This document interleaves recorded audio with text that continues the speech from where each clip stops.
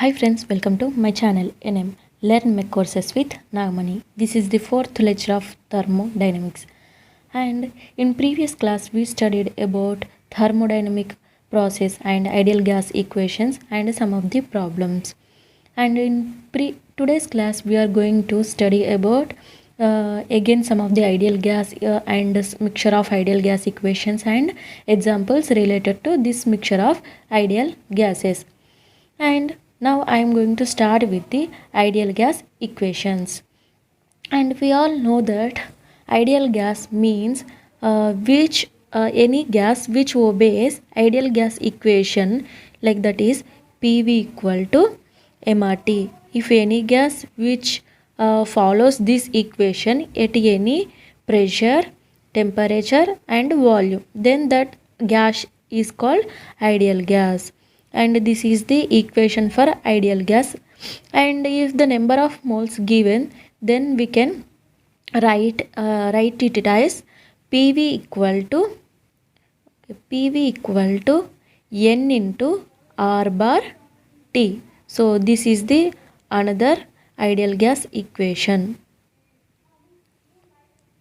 Okay, here P is in kilopascal, V is in meter cube and M in kg, R is in kilojoule per kg Kelvin and T is the Kelvin. Okay, and here R bar is 8.314 kilojoule, 8.314 kilojoule per kilomole Kelvin. So these are the two equations for the ideal gas. And we studied about how to find the R, characteristic gas constant. Here R is the universal gas constant, here R is the characteristic gas constant, which units is kilojoule per kg Kelvin. And this universal gas constant is this one value 8.314 kilojoule per kilomole Kelvin. So okay, in this way we have to find if number of moles given, then we have to use this equation. If the mass is given, then we have to use this equation. Okay, and next today I am going to explain about some of the ideal gas equation.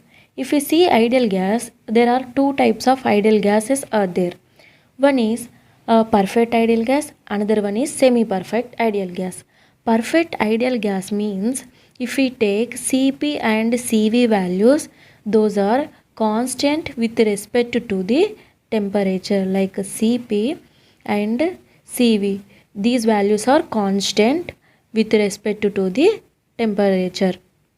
And if we take semi-perfect ideal gas, Cp and Cv will, like Cp and Cv will vary with respect to the temperature.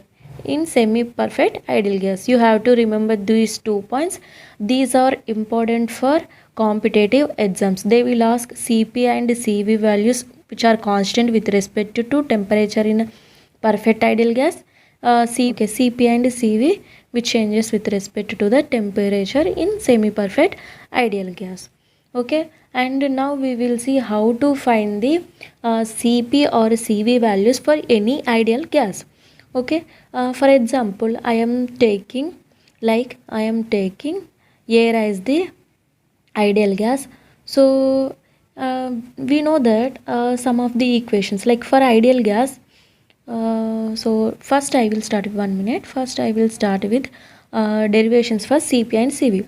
We know that Cp means specific heat at constant pressure and Cv means specific heat at constant volume. So for ideal gases, we know the equation between the Cp, Cv and R is Cp minus Cv equal to R. We know, everyone knows this equation, which is Cp minus Cv equal to R. And we know that one more equation, that for ideal gas, gamma equal to Cp by Cv. So from this equation we can write Cp equal to gamma times Cv. Okay, so Cp equal to gamma times CV. You have to remember these equations while solving the problems. Okay, and if we substitute this CP value in here, we will get CV value. Okay, so here we are getting CP values. Now I am substituting this CP value in this equation. Then we will get gamma into CV minus CV, which is equal to R. So if we take CV as common, then we will get gamma minus 1, which is equal to R. Okay, so from here we are getting CV equal to R by gamma minus 1. I am writing in next slide, so you can see here. Okay, from previous equation we got the CV value, that is CV is equal to R by gamma minus 1, and gamma minus 1, and also we know that CP is equal to gamma times CV. So gamma times CV. So here we can write that CP equal to gamma into this one, R by gamma minus 1.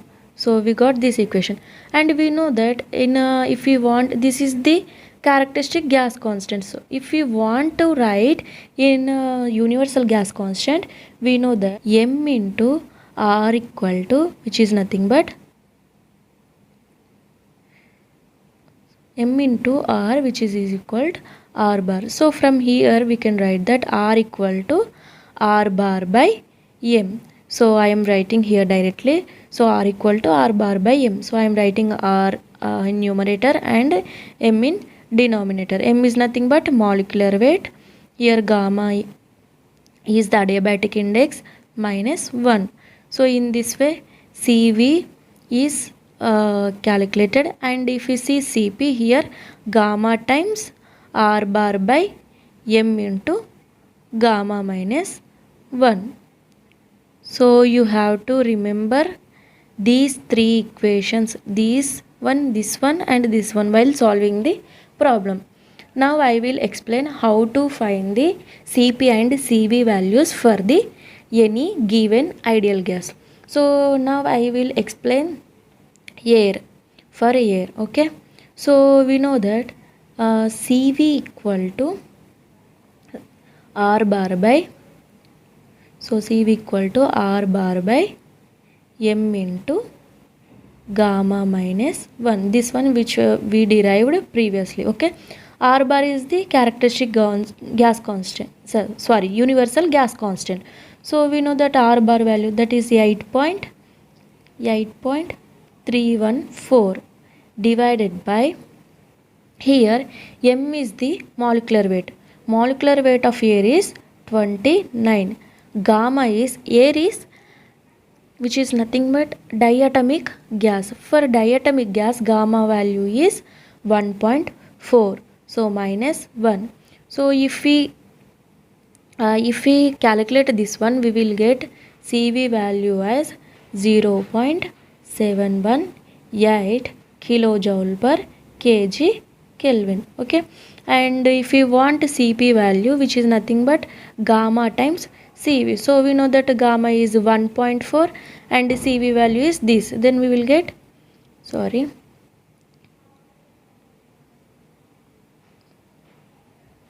then we will get CP value. So which is nothing but 1.005 kilojoule per kg Kelvin.